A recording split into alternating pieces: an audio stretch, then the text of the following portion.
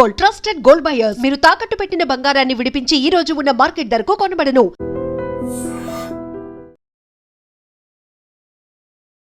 Khoa incident అనేది social మీడియాలో చర్చ జరుగుతుంది కదా. అసలు దాని గురించి ఏమంటారు? ఆ యాంకర్ ఆయనకి వెళ్ళిన పర్సన్ గురించి ఏం చెప్తారు?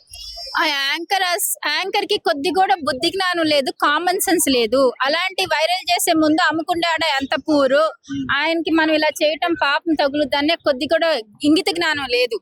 సో అది కరెక్టే కాదు. మనం పెద్ద పెద్ద రెస్టారెంట్స్ లో తెల్లారితే ఎన్నో వందల ఛానల్స్ లో ఎన్నెన్నో న్యూస్ చూస్తూ ఉంటాము. ఫంగస్ వచ్చినాయి, డీకంపోజ్ అయ్యి చికెన్ మటన్ అందరికి సప్లై చేస్తారు. ఐస్ క్రీమ్లు, వాటర్ లో కూడా, మినరల్ వాటర్ లో కూడా కొన్నిసార్లు పురుగులు చూస్తూ ఉంటాం. ఇలాంటి అన్ని పబ్లిక్ ఇష్యూస్ అన్ని వదిలిపెట్టేసేసి ఒక పూర్ పర్సన్ ని అలా వైరల్ చేసి ఆ నోట్లో మట్టి కొడతాం అన్నది కరెక్ట్ కాదు. నెక్స్ట్ ఏంటంటే ఇంకో టాపిక్ కూడా రేస్ చేస్తున్నారు. ముస్లిమ్స్ వీళ్ళు కావాలని ఇలా జాతరకు వచ్చి ఇలా చేస్తారని అంటున్నారు. ఇప్పుడు ముస్లిమ్స్ హిందూస్ అని కాదు కదా, హిందువుల్లో కూడా క్రిస్టియన్స్, అన్ని రిలీజియన్, ఈ రిలీజియన్ ఆ రిలీజియన్ కాదు, అన్ని రిలీజియన్స్ లో మంచి చెడు జరుగుతూ ఉంటది. ఆయన తక్కువగా కోవా బ్రెడ్ అమ్మినంత మాత్రం అది చెడ్డదని ఎవరు చెప్పారు? అది చెడ్డదేం కాదు. ఎక్కువ మంది కొనడం కోసం కూడా కొంతమంది రేట్ తగ్గించి లెస్ ప్రైస్ తో కూడా సేల్ చేస్తారు. తక్కువైనంత మాత్రాన దాన్ని మనం తక్కువగా చూడకూడదు. మరి అలా అనుకుంటే డిమార్ట్ లో ఆయన హెవీ డిస్కౌంట్ ఇస్తారు. ఎక్కడ లేని జనం అంతా చాలా సూపర్ మార్కెట్స్ ఉన్నాయి. మోర్ ఉంది, రిలయన్స్ ఉంది, నెక్స్ట్ విజేత సూపర్ మార్కెట్ చాలా ఉన్నాయి, రత్నదీప్, ఇవన్నీ వదిలేసి మనందరం డిమార్ట్ కి వెళ్తాం కదా.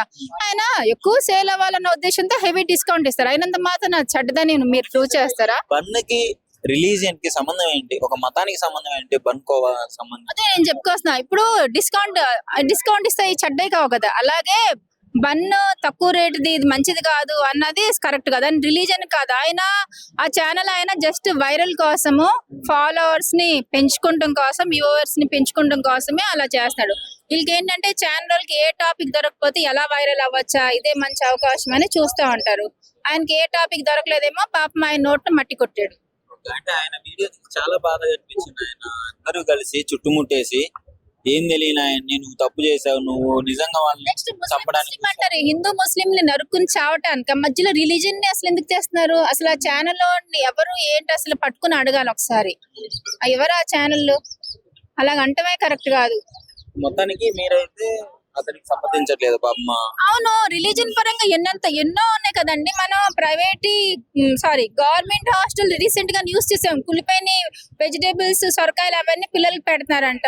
అలాంటి ఛానల్స్ చూపించచ్చు కదా గవర్నమెంట్ ఆటలో ఇట్లా జరుగుతుందని. అన్ని స్టేట్స్ లో, ఒకటని కాదు, ఒకటని చూపించారు మన చాలా స్టేట్స్. ప్రైవేట్ ఆటలో ఫీజు తీసుకుంటే వరస్ట్ ఫుడ్ పెడతారు. అలాంటివి చూపించుకోవచ్చు కదా, రెస్టారెంట్ చూపించుకోవచ్చు కదా, ఎన్నెన్నో ఉన్నాయి. మన పక్కన ఫుట్పాత్ మీద కొన్ని గలీజీ ఉంటాయి. అలాంటివన్నీ వదిలేసేసి పుట్టి ముస్లిము వీళ్ళే ఇలా చేశారు కాబట్టి వాళ్ళు ఏం అనలేరు. అవును, ఎకనామికల్ గా వీక్ కాబట్టి అలా ఏం చేయలేరు కాబట్టి అలా చేస్తున్నారు. స్ట్రాంగ్ గా ఉన్న వాళ్ళైతే ఏమి చేయలేరు. స్ట్రాంగ్ గా ఎవరైతే ఎకనామికల్ గా ఫైనాన్షియల్ గా స్ట్రాంగ్ ఉన్న వాళ్ళైతే ఏం చేయలేరు. ఎవరైతే వీక్ గా ఉంటారు వీళ్ళు ఏం చేయలేరు అని కూడా వాళ్ళ బలహీనత చూసి కూడా వీళ్ళు ఆడిస్తారు అనమాట. నమస్కారం అండి. ఈ కోవా బన్ గురించి ఇన్సిడెంట్ జరిగింది కదా, సోషల్ మీడియాలో అదే చక్కర్లు కొడుతుంది. చాలా మంది ఆ కోవా అతనికి సపోర్ట్ చేసుకుంటూ వీడియోలు కూడా అప్లోడ్ చేయడం జరుగుతుంది. ఫస్ట్ ఆఫ్ ఆల్ ఇక్కడ మెచ్చుకోవాల్సిన విషయం ఏంటంటే అండి, అది చిన్నదైనా కానీ మొదలు పెట్టారు అడగడం అనేది, ప్రశ్నించడం అని చెప్పి మొదలు పెట్టారు. ఇది ఏంటంటే మెయిన్ థింగ్ మనకు వచ్చేసి లవ్ జిహాద్, ఫుడ్ జిహాద్, ల్యాండ్ జిహాద్ లాంటివి. దీంట్లో ఇది వచ్చేసి ఫుడ్ జిహాద్.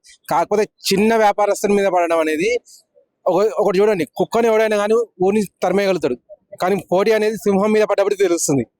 అది అనేది పెద్దవాటి మీద పడాలి. ఇప్పుడు ఒక పాన్ పరాగ్ అని చెప్పేసి యాడ్ వస్తుంది, దాని మీద 3 హీరోలు ఉన్నారు.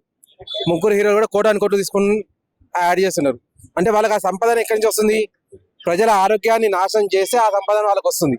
అంటే అంత సంపాదన ఇచ్చి వాళ్ళని పెట్టుకొని కూడా అడగడానికి మనుషులు భయపడుతున్నారు. ఈ అడగడం అనేది చిన్న వాళ్ళని ఓకే సంతోషం, పెద్దవాళ్ళని ఎప్పుడు అడుగుతారు మీరు?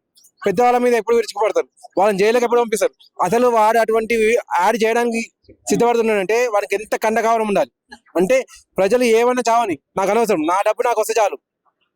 అంటే అటు దేవుడి భయం కానీ, ఇటు ప్రజలు ఏమనుకుంటారని చెప్పేసి బాధ కానీ, వాళ్ళకి ఆరోగ్యం అనేది పాడైతే వాళ్ళు ఏం చేసుకుంటారని చెప్పేసి ఆ ఆలోచన అనేది కానీ ఏది లేకుండా సినిమా హీరోలు కూడా ఈ రకంగా నీచంగా ఆలోచన చేసుకుంటూ ఇటువంటి యాడ్స్ చేస్తున్నారు. అదే ఒక హీరో ఉన్నాడు చూడండి, తన పేరు సరిగా నాకు గుర్తులేదు, హిందీలో హీరో ఉన్నాడు. తనకు 10 కోట్ల ఆఫర్ ఇస్తా అంటే తాగుడుకు యాడ్ చేయని చెప్పి అన్నాడు. నాకు కావాల్సింది ప్రజల ఆరోగ్యం. కావాలంటే నాకు సినిమాలు రాకపోయినా పర్లేదు, మీరు దీంతో సినిమాలైనా వదులుకుంటా కానీ ఇది మాత్రం చేయని చెప్పాను. అదిగో అటువంటి హీరోని పట్టుకొని వీటికి అగెనిస్ట్ గా చేయండి ఏమైనా, మేము కూడా సంతోషం, మా ప్రజల ఆరోగ్యాలు కూడా బాగుపడతాయి. అంటే మేడారం జాతరలో జరిగిన ఇన్సిడెంట్ గురించి ఏమంటారు అంటే అందరూ గుమ్ముగూడి నువ్వు తప్పు చేసావు దీనికి ఎక్స్పైరీ డేట్ చూపించు, చెట్టుకు కట్టేసి కొడతాము, పోలీసులకు ఫోన్ చేసి పట్టిస్తాము, ఏంటి దీని గురించి చెప్పేది ఒకటేనండి, చిరు వ్యాపారిని వాడికి తెలుసో తెలియకో తీసుకొచ్చింది అక్కడికి, దానికి ఎక్స్పైరీ డేట్ ఉంటుందనే విషయం కూడా మనకు తెలియదు. ఆ విషయం మనకు మర్యాద చెప్పండి.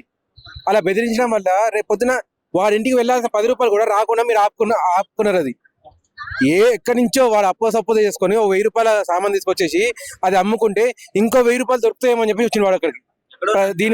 దీనివల్ల ఆరోగ్యం పాడవుతుంది అనే విషయం తెలిస్తే వాడు అసలు రానే రాడు. ఎందుకంటే వాడికి కూడా పిల్లలు ఉన్నారు, వాడు కూడా పిల్లలను పోషించుకోవాలి. ఆ మాత్రం జ్ఞానం ఉన్నాడు. కాకపోతే వానికి తెలియదు ఎక్స్పైరీ కూడా ఉంటుంది. ఇది అనిపించి ఒక బన్ను కదా, ఇది ఈ రోజు తిన్నా నాకు పని చేస్తుంది, వారం రోజుల తర్వాత పని చేస్తుంది అనే ఆలోచనతో వాడు వచ్చిన అక్కడికి. వాడి మీద కాదు పడాల్సింది, పెద్దవాళ్ళ మీద పడండి, పెద్దవాళ్ళ మీద విడిచిపడండి. దయచేసి పెద్దవాళ్ళని పట్టుకోండి. నమస్కారం అండి. నమస్కారం అండి. మేడారం జాతరలో జరిగిన ఆ కోవా ఇన్సిడెంట్ గురించి అసలు మీరేమనుకుంటున్నారు? తప్పు ఎవరిది అనుకుంటున్నారు? తప్పు ఒప్పులు పక్కన పెడితే ఏదైనా ఒక సమస్య పరిష్కారం చేయాలనుకున్నప్పుడు లీగల్ గా పరిష్కారం చేయాలి. ఇష్టానుసారంగా తాను వేరే మతస్థుడు కాబట్టి అతన్ని మాట్లాడడం కరెక్ట్ కాదు. అంటే ఏంటి అసలు కోవా గురించి, ఆ కోవాకి మతానికి సంబంధం ఏంటి? ఇప్పుడు కొంతమంది కొన్ని అనుమానాలు రేకెత్తిస్తున్నారండి, అది ఎంతవరకు వాస్తవం అనేది తెలియట్లేదు.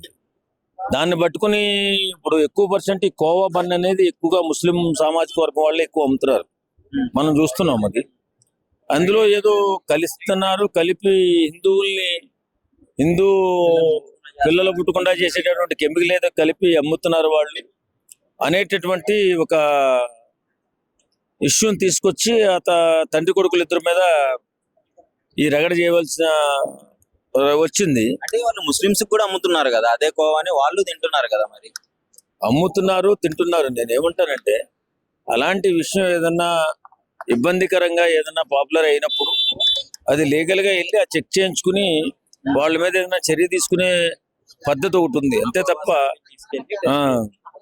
అంతే తప్ప ఇష్టానుసారంగా వెళ్ళి మ్యాన్ హ్యాండ్లింగ్ చేసి కొడతాము, చంపుతాము, కట్టేస్తాము అనడం మాత్రం కరెక్ట్ కాదు. మేడారం జాతరలో పాపం ఒక్కడే ఉన్నాడు, అందరూ గుంపు కూడి నువ్వు ఇది చేస్తున్నావు అని బలవంతంగా ఆయనతో అనిపిస్తుంటే ఆయన కూడా తిని చూపించాడు, అయినా గానీ వాళ్ళు వదలలేదు. అంటే ఏంటి ఆ పరిస్థితి?